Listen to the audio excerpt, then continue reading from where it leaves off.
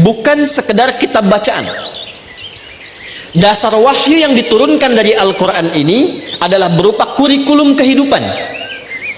Ingat itu ya.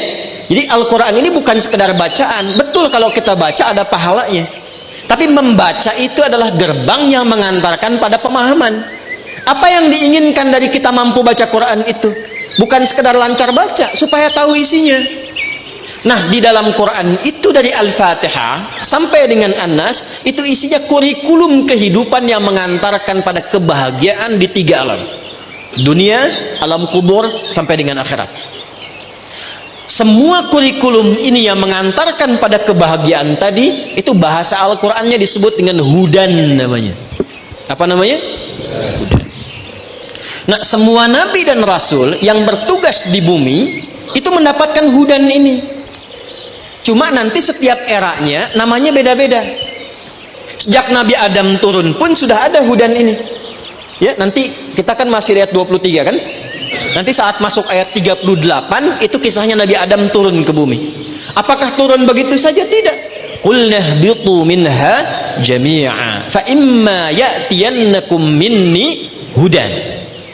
Faman tabi'a hudaya fala khaufun 'alaihim wala hum yahzanun. Itu konsep dasarnya. Kata Allah, aku menginginkan semua hambaku yang berkehidupan di bumi ini semuanya harus bahagia, harus senang dan tenang. Saya sering katakan dari dulu, konsep dasar berkehidupan di muka bumi ini semuanya tenang dan senang. Jadi di rumah tangga itu menyenangkan, di pekerjaan itu menenangkan. Dasarnya begitu. Nah, kalau ingin dapatkan itu, buka kurikulumnya, hudannya.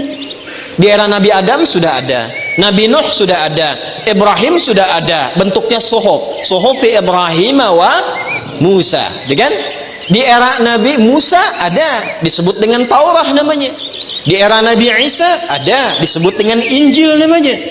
Di era Nabi Daud ada, disebut dengan apa? Zabur namanya. Itu untuk umatnya yang berkehidupan pada masa itu. Di era Nabi Muhammad sampai akhir kehidupan, sampai akhir zaman, maka hudannya disebut dengan Al-Quran. Jadi Al-Quran ini itu pedoman hidup. Mahal itu. Kalau kita sudah pahami isinya dan kita bawa dan praktekkan dalam kehidupan, itu yang dijamin langsung oleh Allah pencipta kita akan merubah kehidupan kita lebih dekat dengan kebahagiaan dan ketentraman. Dan itu yang dibuktikan lewat sejarah, merubah umat jahiliyah menjadi khairu ummah. Dan merubah mereka bukan sekedar khairu ummah dalam arti akhlak, tapi berpengetahuan, punya peradaban, dibawa ke setiap tempat pun jadi maju. Itulah Quran. Nah, ini yang ingin kita sadarkan kembali pada umat di masa kini. Bangkit kembali ke Quran. Kembali itu ya mulai dengan gerbangnya bisa baca dengan benar, setelah itu pahami isinya dan praktekkan setiap ayat Quran itu di setiap aktivitas yang mengiringi kehidupan kita. Jaminannya sudah ada kok. Ya, tuh anak-anak timnas usia 16 itu, ya, yang baca Quran itu, yang ke masjid dengan disiplin itu juara kok. Ya. Tapi jangan dipotong sampai sini kalimatnya, terjadi olok-olokan gitu kan? Ya, tapi kita nggak bisa pisahkan.